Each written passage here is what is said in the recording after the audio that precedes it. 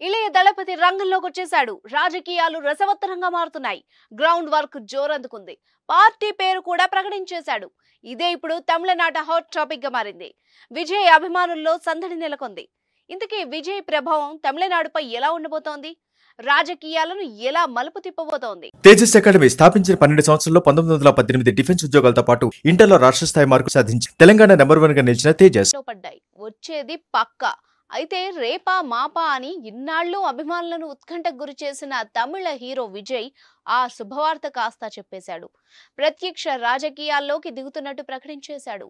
తమిళగ వెట్రి కళగం అంటూ తన పార్టీ పేరును కూడా చెప్పేశాడు. రాజకీయాల్లోకి వస్తా వస్తా అంటూ తలైవా రజని వెనకడుగు వేశారు. విజయకాంత్ ఇప్పుడు లేరు. కమల్ హాసన్ పార్టీని ప్రజలు ఆదరించే స్థితి కనిపించడం లేదు. ఈ పరిస్థితుల్లో విజయ్ కొత్త పార్టీతో ముందుకు రావడం తమిళ రాజకీయ తెరపై చెప్పలేని ఆసక్తిని రేకెత్తిస్తోంది. ఇక కరుణానిధి, జయలలిత వంటి ఉద్దండులు లేనేలేరు.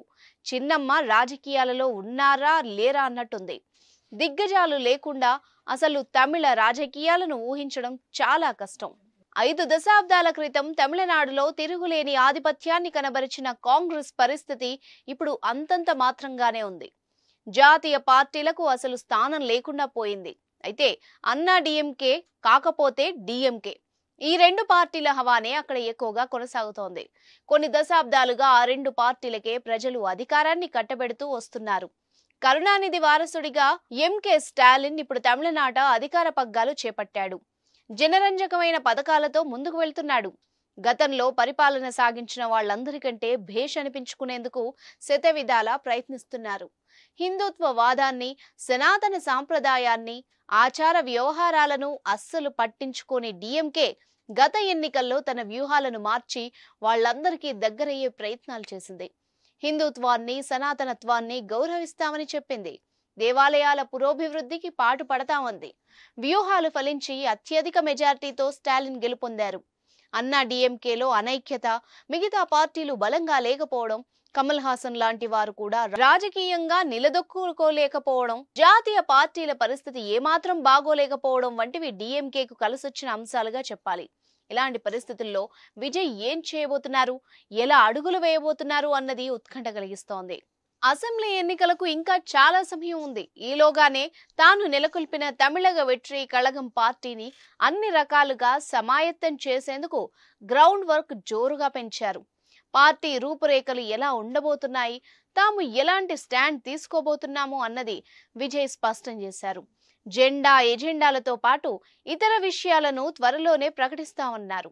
ఇప్పటికే పార్టీలోని ప్రముఖులుగా భావిస్తున్న వారితోనూ, అభిమాన సంఘాల ప్రతినిధులతోనూ వరుస సమావేశాలు నిర్వహించి పలు కీలక నిర్ణయాలు తీసుకున్నట్టు తెలిసింది. ఈ క్రమంలోనే అందరి అంగీకారంతో పార్టీ పేరును ఖరారు చేయగా విజయ్ కొత్త పార్టీపై తమిళ రాజకీయ వర్గాల్లో తీవ్ర ఆసక్తి నెలకొంది.